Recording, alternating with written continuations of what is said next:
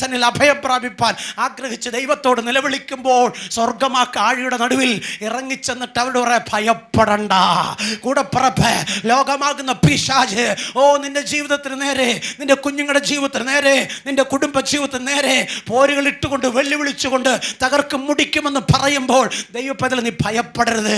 കാരണം നിന്നോട് കൂടെയുള്ളവൻ ലോകത്തുള്ളവനേക്കാൾ വലിയവനാ. അവൻ പറയുന്നത് ഇങ്ങനെയാണ്, മോനെ, ലോകത്തിലൊരു അന്ധകാര ശക്തിയും നിന്നെ തൊടുവാൻ ഞാൻ സമ്മതിക്കത്തില്ല. ഒരു വാഴ്ചകളും അധികാരങ്ങളും നിന്നെ തകർക്കാൻ ഞാൻ വിട്ടുകൊടുക്കത്തില്ല.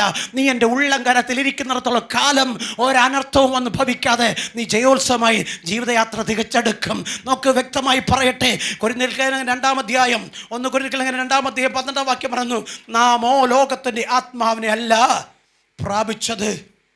സ്വത്രം. ലോകത്തിൻ്റെ ആത്മാവ് പ്രാപിച്ചവർ ലോകത്തിൽ പട്ടുപോകും.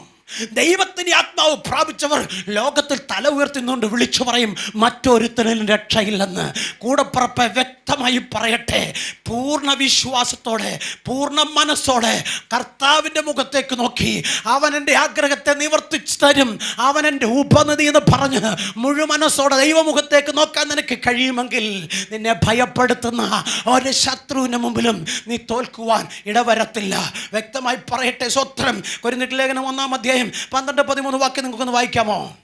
1 കൊരിന്ത്യർലേഖനം 1-ാം അധ്യായം 12-13 വാക്യം. Praise the Lord, praise the Lord.